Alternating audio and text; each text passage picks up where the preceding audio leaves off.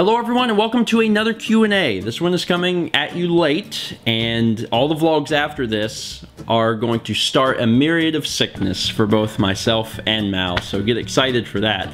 But it's a few days after all the vlogs that you're about to get. We're feeling good and we're finally filling up to making this Q&A, so this is why the Q&A is coming at you now. This is for January 2014 because it's a new year. We got a few questions, a lot of questions related to design elements and things about the channel, so you may not be able to answer a whole lot, but they're questions people had and I figured we'd knock them all out in a Q&A. So first question is from Bruddles96. They ask, what is the music you use in the background of mail and Q&A videos? We've been asked this a lot recently because a few months ago we started adding music to the Q&A and mail videos. The music it's playing right now and for all Q&A videos is called Locally Sourced, and the music that plays during mail videos is called Blue Break. Both of those are royalty-free tracks that are available here on YouTube. If you go into your YouTube account, there's a section called Creation Tools, and there's an audio library in there, and it's like hundreds of tracks that you can use for free, and you can monetize those videos, so we use songs from that. Then we have a question from DrPickleful, and he says, you use the Railroad Gothic font for everything you do on YouTube. What's the story behind that? Steven's a big fan of railroads. I'm a huge fan of, I'm not a fan of railroads. I mean, to be fair, whenever I started the vlog back in November 2009, I was making the video for day 0, and I was thinking, it might be kind of cool if, you know, I title this Day 0, and when I say it, I put it up on the screen. And that's when that was born. I don't know, I was editing the video, I was like, that'd be kind of cool. I didn't know it was going to become a thing. But I was just looking through, you know, what font I wanted to do. It was not something where I was like planning the channel or anything. I was actually editing the video, and I was like, change that font, change that font. And I had a bunch of fonts installed on my computer at the time, and I guess I had got them from school or whatever, but I had Railroad Gothic, and I liked it. I don't know, I just liked the way it looked, so I kept it. And I've actually learned since then that that's not Railroad Gothic proper. There's Railroad Gothic by Linotype, but I'm actually using an offshoot of that made by someone else, and it's called Railroad Gothic Red Rooster. So it's actually not the exact same font as Railroad Gothic, although it's practically the same thing, but it has a few differences. So yeah, there was no real planning that went behind that. It was just me picking it out. I liked the way it looked. I still like the way it looked. And I mean, I don't know if I would really change it at this point, just because it's kind of Steven. It's this, yeah, it's been used in thousands of videos now, so I don't think I would ever change it. Question from the same person, DrPickleful. When did you take the picture for your YouTube icon?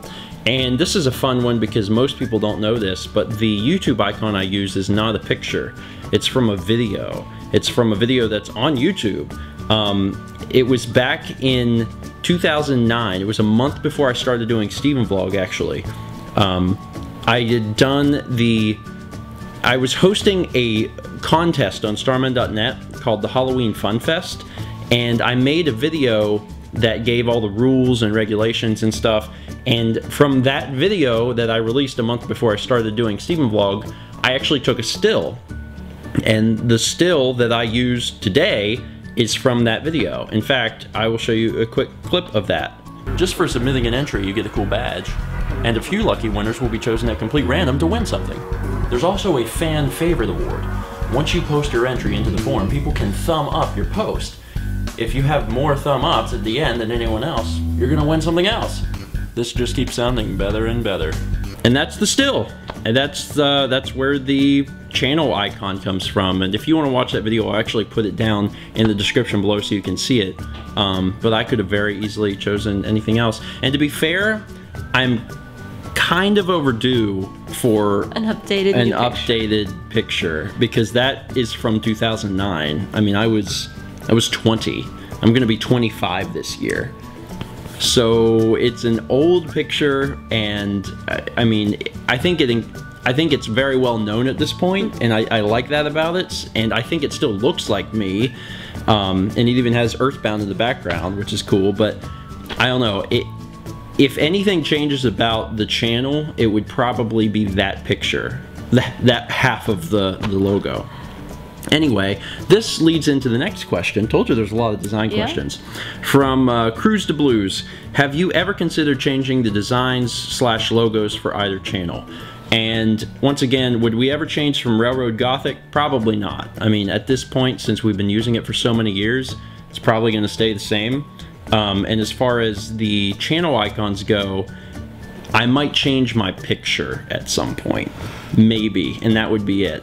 It's just weird because you have to fight the fact that you've been using something for many years, so it's become recognizable. So people see, even if they see that font, you know, if another website somewhere uses that font, sometimes people will like send me a message on Twitter and be like, "Oh, your font's being used over here," because they refer to it as my font. It's not my font, but because I use it so much, people associate that with the channel, so it would be kind of hard to break away from that. Actually, one of the things that has changed over time is obviously the YouTube channels themselves have changed, and we've kind of changed stuff along with it.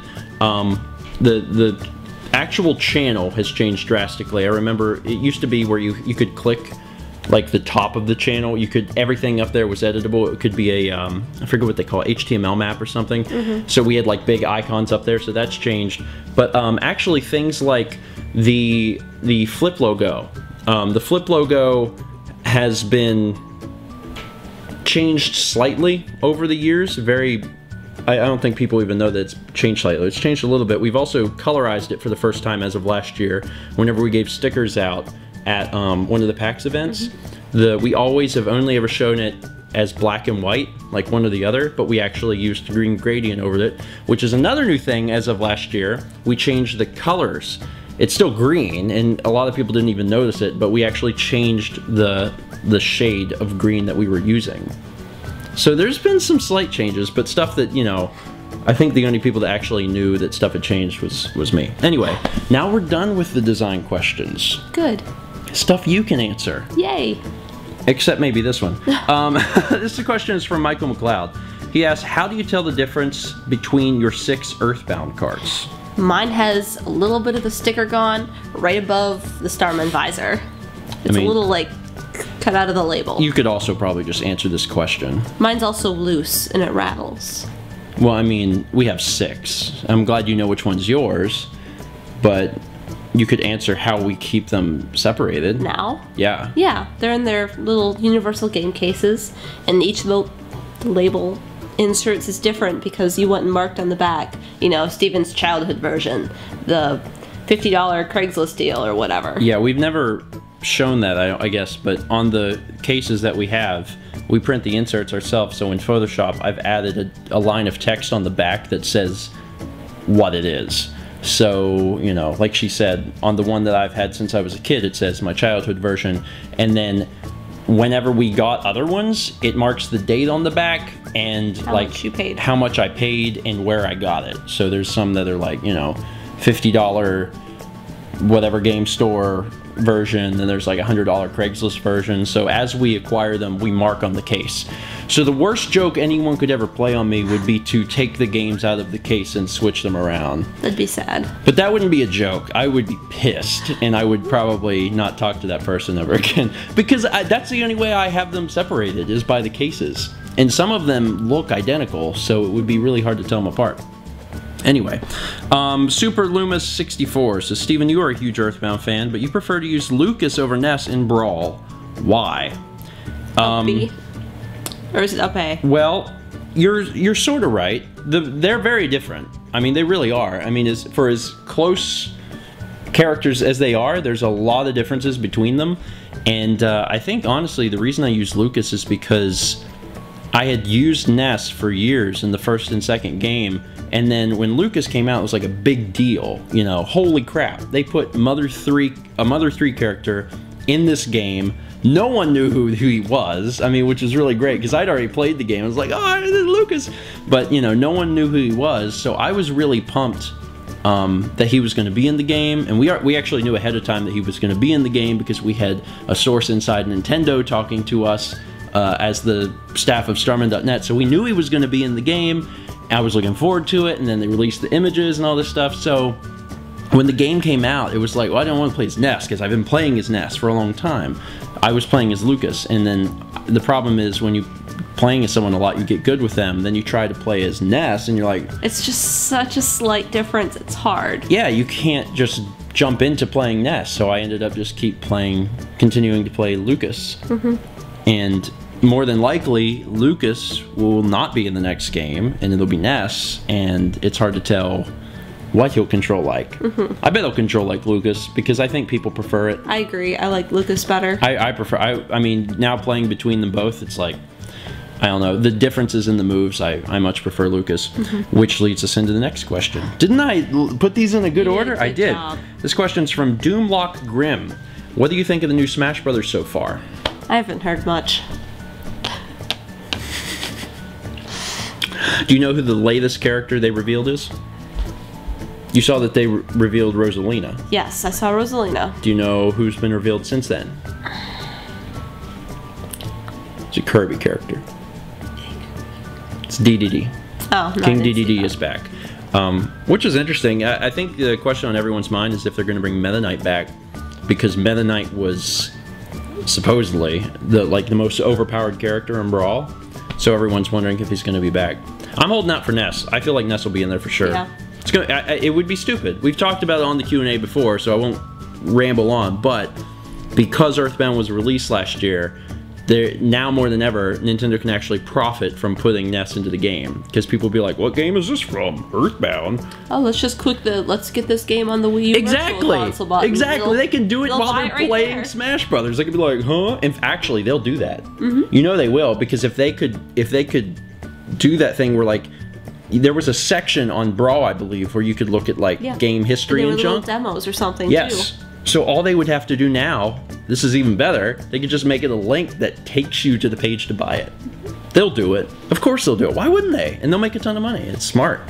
All right, next question is from Enriqueplaysgames. And this is, his name has to do with games, but his question is, what's your favorite Mexican dish? Taco pizza? Is that? I mean, I guess that's Mexican. It's just Mexican ingredients on pizza. On dough, yeah. Yeah. It's good. My favorite thing to get is there's a little Mexican restaurant up in Wisconsin, and they do something they're calling a mastelan, which is Azteca? El Azteca. El Azteca. Je parle français. And it's tortilla with shrimp and cheese, and then the other one is a enchilada or something or other with crab in it. That's the place I had the monster burrito. That's on the vlog where I had a burrito that's like freaking huge, and I really like that restaurant. It was good. My favorite thing, I really like Mexican food. First off, I feel like I could eat any kind of Mexican food, but I think my favorite's enchiladas. I like to get a combo plate of enchiladas, like, you know, a cheese, a chicken, a pork, and beef. Beef. Usually not steak, usually beef. And I've actually had a shrimp enchilada once before. But I mean, my favorite Mexican food's probably refried beans. I could just eat refried beans out of the can. With chips. Yes, and remember, I did that once. Yes. I did that when we lived in Columbia, and I started the vlog on the floor. And it was like, guys, I'm dying because I ate a family-sized can by myself. That was really dumb. Once again, jumping around back to games. Kevin Vuong asks, do you prefer PC or console? That's what I'm playing. Time to make lots of people mad. You want me to answer? Yeah. It depends. That's what I was saying. Depends. It depends. It depends on the genre of game. I would much rather play a first-person shooter on the computer because you have a mouse. The method of input is more precise than that of a joystick. I mean, if you're more used to a joystick, then you're more used to a joystick, and you're going to be better with a joystick than a mouse. But I have a firm belief that if you took that same person and they trained themselves on a mouse, that they would be better on a mouse than they were on a joystick. Now, for like a platformer controller console. Yeah, like I have Grand Theft Auto 4 on PC, and that's almost unplayable in my opinion without an analog stick. third-person games in general. Like, it's just too hard to do. But first-person shooter, you know, PC. Like all of Valve's games, most of Valve games, all of Valve games are first-person shooters. Are they all first-person shooters? Wait, Valve only makes first-person shooters? They only make first-person. I mean, they're good at it, but it's just occurring to me now. Half-Life, Portal, Counter-Strike, Team Left 4 Fortress. Dead, Team Fortress. They're all first-person shooters. All of them. Okay. I never really thought about that. But yeah, I mean, if I'm going to play first-person shooter, I'd rather use PC. I mean, to be fair, if you can play a game on the computer, and it's not a shoddy port, it's better on the computer just because you can rack up the provided graphics. You have a good computer. Yeah, provided you have a good computer, which, you know, a lot of people that are big into consoles and don't like dealing with the frustration of computers because there's an expense. You know, if they don't have a nice computer already, they don't want to dump money into, you know, playing video games, and they could just buy a console. So it makes sense. I would say I'm pretty equal when it comes to both of them. And also there's exclusives on consoles, you know. And there's exclusives on PC. I think. SimCity. Is that all that's coming to mind? RTS games. I was trying to think of a first-person shooter game or something that wasn't on console, and I thought of the original Crysis, but I think since then they've actually brought it to console. Let's move to the next question. Next question is actually the last question. It says, what is the most exciting, adrenaline-filled thing that you and Mao have ever done? From Arian661. Together? Together. Or separate? Why don't you do your separate one, and then I'll do my separate one, and then we'll do ours together. What's the most adrenaline-packed thing that you've ever done?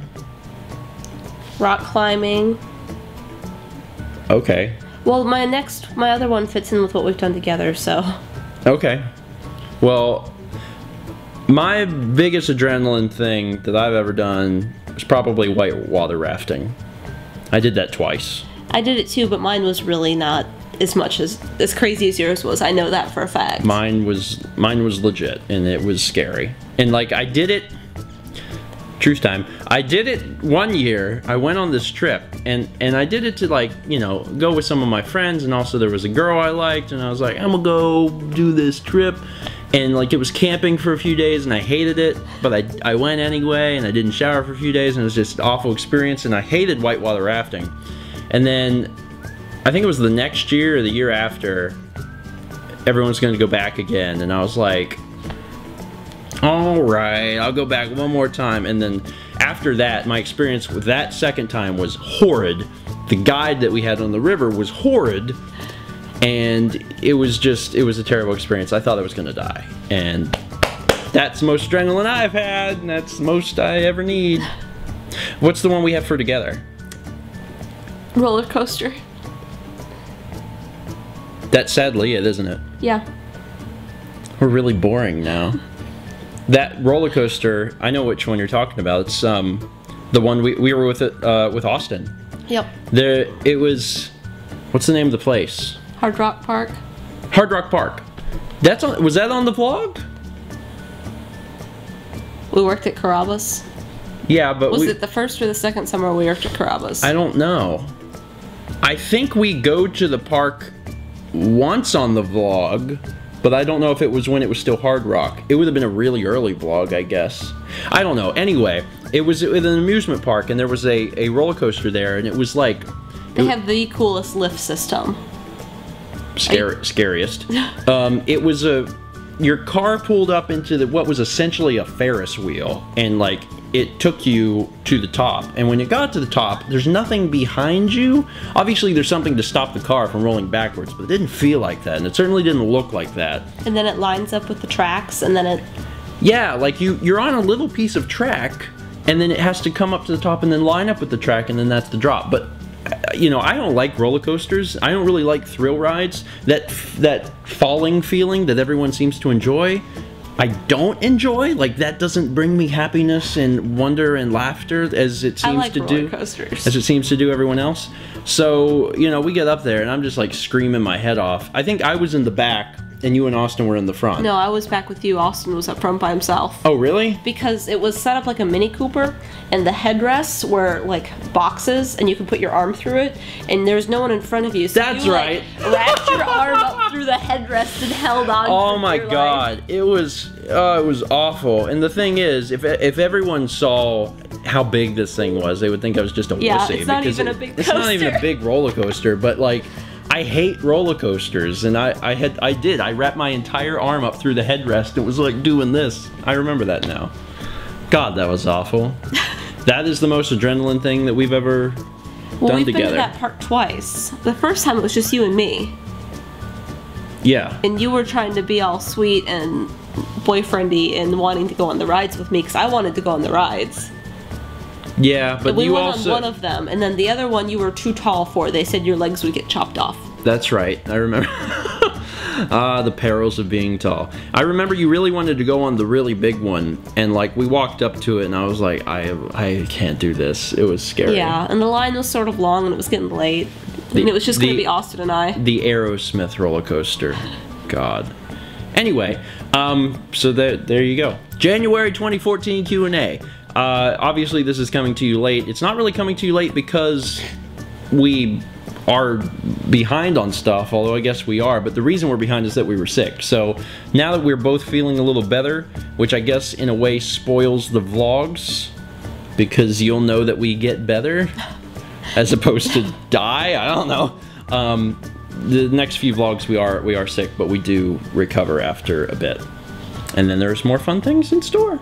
So thank you guys for watching. Be sure to leave your questions down below. If you are wondering if your question has been asked before, there is a link in the description for that. Click it and it'll tell you if it's been asked before. Thanks, and we'll see you at the beginning of next month.